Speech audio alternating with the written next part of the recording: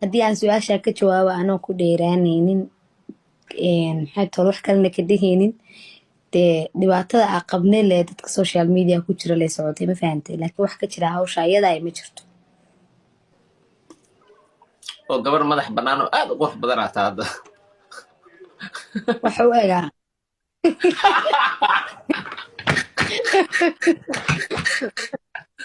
gabar madax bannaan iska siiya iska siiya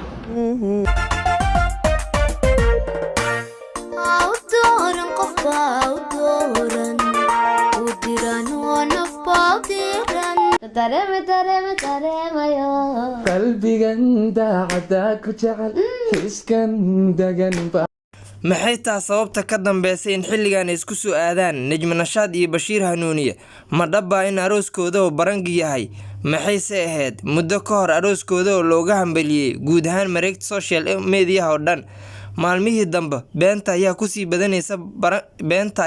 badanaysay mareegta social media iyo sidoo kale wax isdaba-marsiin ma dhaba hadda in arooskooda uu yahay barangi fadlan waxaan kula wadaagayaa xog dhameystiran ee igu caawi inaad subscribe isiiso like-na aad ii dhahdo haddii aad intaas samaysay waad ku mahadsan tahay xogo warbixino qoraallo iyo sidoo kale Najmo oo ka hadlaysa ayaan idinkula wadaagayaa ila soco oo hanaga hilmaamin subscribe-ka iyo sidoo kale like si aan u helno saaxiibo adiga oo kala fanaanada Najma Nashaad iyo Bashiir Hanuuniye ayaa arooskoodii muddo ka hor waxaa loogu hambaliyay social media oo dhan kuwaasi oo aad u qabsadeen hadalhayn badan ee ka dhalatay xalay ayay bar su'aalo lagu weydiinayay Najma Nashaad waxay tiri haddii aan xaqiiqada ka hadlo oo aan runta taabto arooskaygu wuxuu ahaa barangi iyo sidoo kale in aan ku difaacay dad aniga cadow ugu ah tan ayaana niyad jab iyo sidoo kale fajac ku noqotay dad badan oo aad u taageerayay gabadhan fanaanada ah ee Najma Nashaad dhigiisa Bashiir Hanuuniye ayaa sidoo kale qoraal bartiisa Facebook iyo Instagram-ka uu ku soo qoray waxa uu dhahay wax kasta oo qof ka codsado waa inaad uga jawaabto sida ugu mudan aniguse sidaas oo kale ayay Najma ugu soo bandhigatay waxayse ahayd waxba kama jiraan arooskeena tan ayaa noqotay mid xanuun badan maadaama muddooyinkii dambe social media dhalinyaro sheeganaya inay xanuunsan yihiin kuwa sheeganayo in ay is arooseen iyo sidoo kale kuwa dhaqan xumo kale ku sii jooga ee markaan soo badanayaan waxaad moodaa badi dadku inay ka sii baxayaan kalsoonida ay ku qabeen fanaaniin dhalinyaro iyo sidoo kale dad kale oo caan ah maadaama marba mar kasii dambeysa ay soo baxayaan waxyaabo lagu sheegayo barangi miyaad aragtay ama aad daawatay dad dhan oo aroos loo qabtay haddana durbo maalmo kadib la dhahayo waa barangi waa sheeko xanuun badan waase sheekada aan halkan rabo in aan dhan walba ka taabano Najma Nashaad oo ka mid ah fanaaniinta iyo Bashiir Hanuuniye kuwaasi oo iska barajeynaya lamaanayaasha hadda aqalka galay ee Farxiyo Fiska iyo October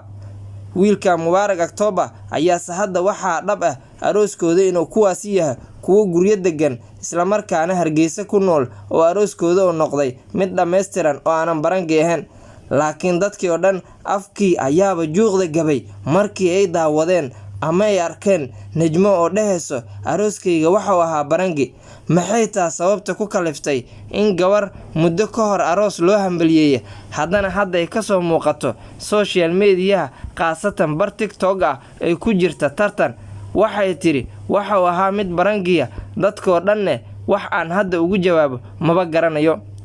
waxaa runtii aad iyo sidoo kale Soomaalida oo dhan aad uga naxeen waxyaabahan ka socdo social media beenta oo si laba jibaarmayso iyo sidoo kale dhaqan xumadii oo noqotay mid xad dhaaf ah Bashiir Hanuuniye qoraal kooban oo soo daabacay waxa uu yiri wax kasto waa macquul taasi oo laga wada fahmi kara inay ahaayeen arooskooda barangi laakiin dadkoo dhan waxay aad ula yaabeen maxaa ku kalifay dadkan waaweyn intaan oo dhan oo been ah inay ku maran habaabiyaan